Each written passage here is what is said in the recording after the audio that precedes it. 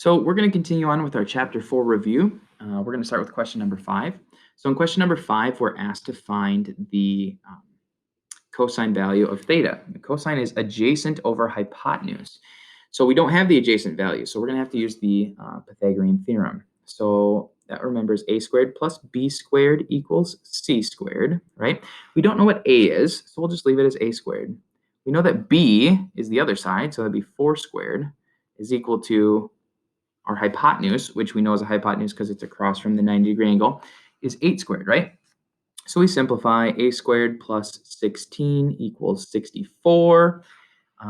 We would subtract 16 from both sides, and we'd find that a squared is equal to 48. Now that helps us find a. So what we're going to do is we're going to take the square root of both sides, and a is going to equal, now 48 is one of those numbers that has a perfect square in it. It's actually 16 times 3. So the square root of 16 is 4, and then the square root of 3 just kind of hangs out. So that's what a is. A is 4 square roots of 3. Now that I have that, okay, what I can do is I can write it as cosine. Remember, cosine is adjacent over hypotenuse. So cosine is going to be 4 square roots of 3 over 8, which we can reduce down to the square root of 3 over 2, which is c. Okay, very good. Now let's look at question number 6. So question number 6 says that we have some terminal point, and our job is to find the value of secant. So I'm going to start with an ordered pair, right? And I'm going to plot my ordered pair. It's the point -2, -4, which is down here, which is nice because then it forms this triangle right here, right? And so we know the distance here is 2 because it's back -2, and this distance is 4 because it's down 4. We don't know the hypotenuse yet, though. But again, we can use the Pythagorean theorem and say that a squared plus b squared is equal to c squared. Now, this time we're actually looking for c squared. And so we would say that 2 squared plus 4 squared is equal to c squared. Now, you're probably wondering, how do I pick c, or a is 2 and b is 4? It doesn't really matter, okay, because you're adding them. As long as you're not looking for c, or excuse me, as long as you're looking for c, the other two legs don't matter. Anyway, so I get 4 plus 16 equals c squared, and so then I get 20 is equal to c squared. Now, what that means is to figure out what c is, I got to take the square root of both sides, right? And so the square root of 20, well, 20 is 4 times 5. Again, square root of 4 is 2, and I have square root of 5. So that's my hypotenuse. Now I'm asked to find secant, which is the reciprocal of cosine. We know cosine from our angle, which our angle from the origin is that one right there. Our cosine is 4 over 2 square roots of 5, but the reciprocal of it would be 2 square roots of 5 over 4, which we can reduce down to the square root of 5 over 2. So A is the correct answer. All right, number 7. Tires are rotating at a rate of 18 revolutions per minute, and we need to find the angular speed of the tires in radians per minute. So the thing to remember is that 1 revolution is equal to 2 pi radians, okay? And so that's going to be our conversion factor that we're going to need to know, right? So it says that we have 18 revolutions in 1 minute, okay? Now we need to figure out what it is in radians per minute, so we need to get rid of revolutions. So we said in 1 revolution, it would be 2 pi radians. And so the cool thing is we see that the revolutions cancel out, and so we end up getting 36 pi radians in 1 minute, which is C. All right. Going up to question number 8. It says the angle of elevation of a building to the tip of the building is 63 degrees, and the distance is 220 feet. Find the height of the building to the nearest foot. So if I look at this angle 63, I'm looking for the opposite side, and I know the hypotenuse of my right triangle. And so we think back and we say, well, which one is opposite over hypotenuse? Well, that's going to be sine. So sine of theta is the opposite over the hypotenuse, right? And so what I'm going to do is I'm going to put in the numbers that I know. Okay, well, I know that I have sine of, and my angle is 63 degrees. My opposite side, I don't know, that's x, but my hypotenuse is 220. Okay, I know that that is 220. So what I'm going to do then to solve for x is I'm going to multiply both sides by 220. Okay, oops, and by 220. That way these cancel out, and then I end up getting x is 220 sine of 63 degrees. So I go to my graphing calculator, and I don't have one with me, so I go to Desmos, and if you actually already have it typed out, but 220 sine of 63 degrees is 196 feet. So the correct answer is D, 196 feet. Okay, very good. Next one. Now, it says the arc length of a sector of a circular patio is 7.7 meters, and the central angle is 105 degrees. Find the diameter of the patio. So if we think about this as a circle, we basically have a 105-degree angle right here, and this is 7.7 meters, right? And so if I think about this, I think about the full circumference, right? But when we're looking for arc length, it's a portion of it. So the arc length, we called it S, is equal to 2 pi r, which is a circumference, times the central angle over 360, because it's a portion of the full thing, right? So if we plug in our arc length, S, to be 7.7, now we have a problem that we can solve, right? And the only missing value is going to be R. Okay, so we'd say 7.7, and then we would have to divide by 2 pi. Okay, divide by 2 pi is equal to R times 105 over 360, right? And so let's simplify a little bit further. So we're going to go to here on Desmos. We're going to go to 7.7 divided by 2 pi is 1.225. Okay, so in a different color, I'll say 1.225 is equal to the radius times 105 over 360. Right? And so to get rid of that, we would have to divide by 105 over 360. Okay. And we'll do the same thing over here, 105 over 360. Right? And so I go here and I say, I'll actually take this whole thing and I'm going to divide it by 105 over 360.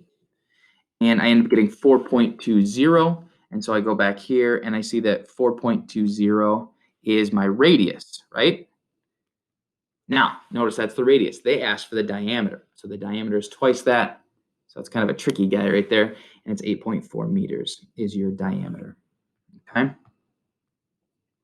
right, next, it says there are 20 rollers under a conveyor belt, and each roller has a radius of 15 inches.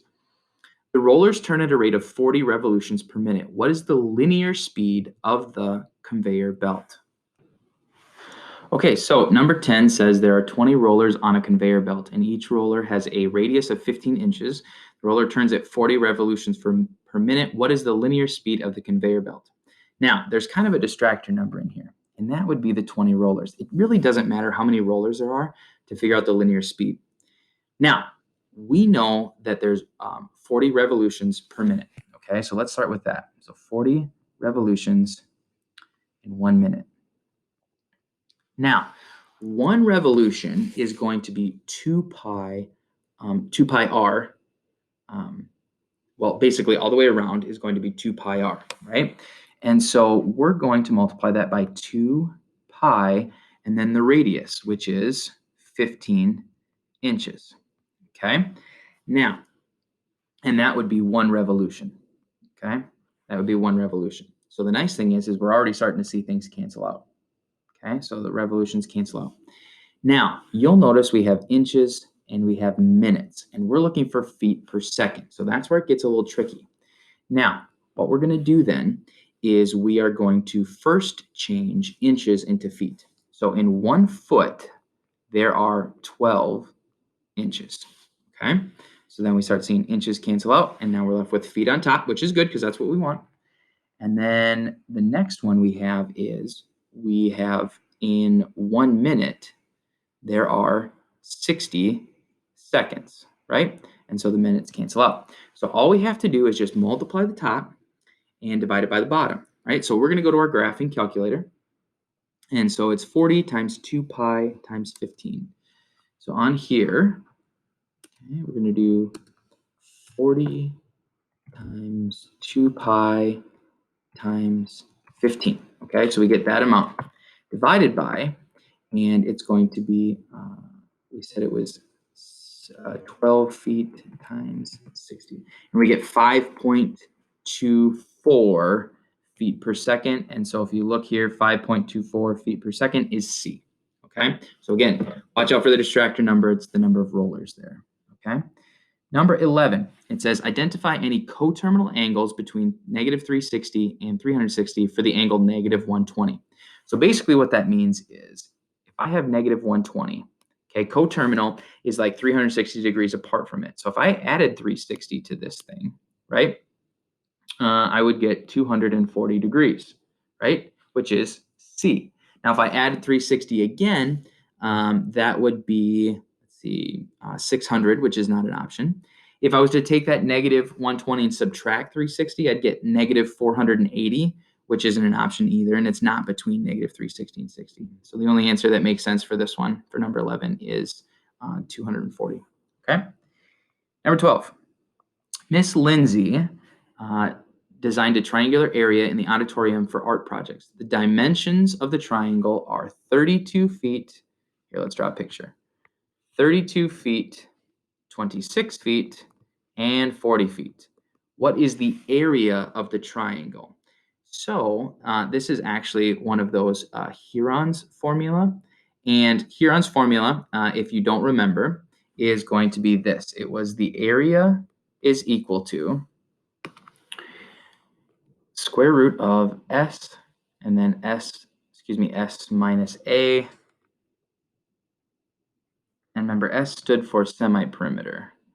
And then s minus b and s minus c. Ooh, I kind of ran out of space there. Okay, and so s, the way we found s was we did this. We just add them all up.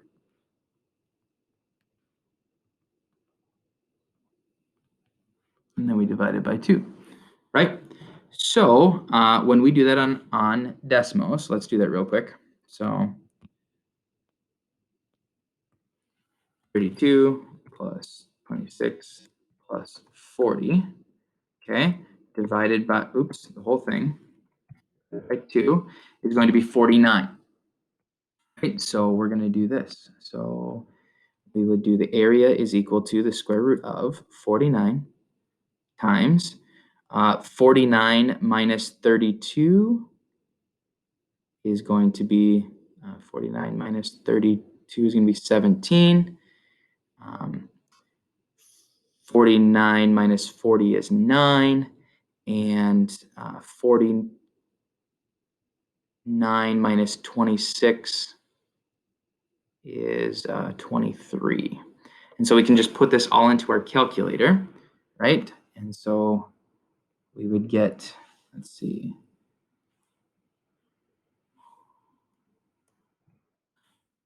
where is that now?